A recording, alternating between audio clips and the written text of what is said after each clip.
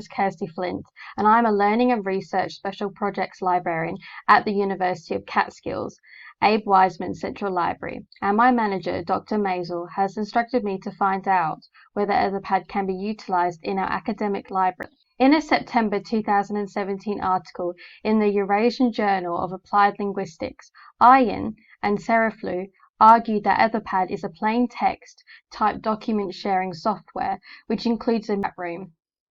Moreover, this enables users to engage in collaboration, as well as permitting the ability to save and restore document revisions. Firstly, Pym and Hay claim in the 2014 article in the Journal of Education for Library and Information Science that Etherpad can be effectively used in school groups. And secondly, Etherpad supports the completion of group work via its highly customizable editor. Notably, for instance, floss manuals suggest one way to utilize Etherpad in our service. In the 2019 article Using Etherpad Case Studies, where URL invitations with a link to a pad are circulated, with a Google Hangout link embedded in the Etherpad chat. With this in mind, Google Plus Hangouts can be linked within Etherpad's in-text editor and used as a collaborative tool. There are a plethora of advantages and disadvantages to Etherpad. Firstly, one advantage of using Etherpad, as is suggested by Pym and Hay, is in their April 2014 article in the Journal of Education for Library and Information Science, is Etherpad's collaborative writing process, particularly in editing or contributing to a group task.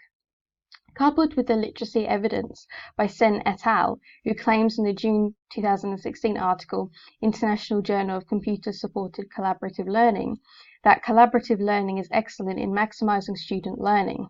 Having said that, a disadvantage of Etherpad is, as Pym and Hay report in the April 2014 article, that many of the standard features we have grown accustomed to in Office suites are missing in Etherpad. And this means that Etherpad is a basic alternative to Google Docs and Microsoft Office Live. Also, Pym and Hay claim in their April 2014 article that simplicity of both design and function means that Etherpad is best suited for group collaboration or brainstorming in real time. Like all technological products available, Etherpad has had security and reliability issues, and thus precautions do need to be taken in light of this. Pym and Hay support this claim Etherpad can be reliable in their April 2014 article in Journal of Education for Library and Information Science, and state that there have been security issues with Etherpad, specifically server issues, which caused those accessing Etherpad difficulty in completing their tasks. Likewise, in the July 2017 article providing encrypted web access to Etherpad using SSL certificates, author Potnick reports that users of Etherpad should be cautious as Etherpad is a free tool. Furthermore, there is evidence to suggest that the main precaution for users is to aim for the elimination of a public domain and retain privacy. Etherpad and Etherpad Lite run via HTTP, which is not secure, type of information service. Pym and Hay report in the April 2014 article in the Journal of Education for Library and Information Science that Etherpad can be used in the information services sector as an essential communication tool. Not to mention, Etherpad is often utilized within an academic setting in a library or university where collaboration truly flourishes.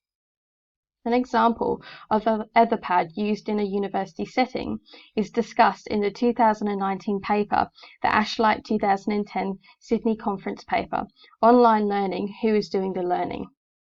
Importantly, the paper reports that Curtin University School of Education was exploring ways to accommodate the growing number of online students, with one strategy being Etherpad.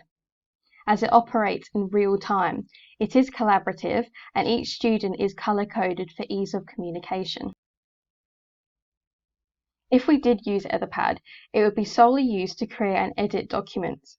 Having said that, ongoing collaboration and communication are significant additions in creating an organized and harmonious library, as all opinions are heard and issues are easily addressed.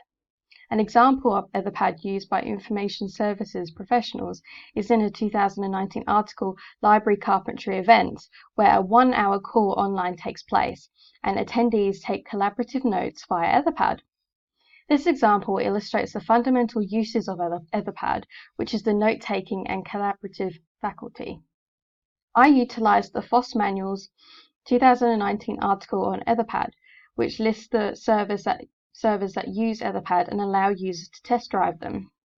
I utilized better.etherpad.org and pad.riseup.net. Firstly, I created a name for the pad called test. Secondly, I experimented with the playback function of Etherpad, and I discovered how useful it is, as it allows you to rewind and see who wrote which section where at what time. And this can be helpful in a collaborative setting, as a manager can see who contributed and who didn't. I found the accessibility of the first service very easy,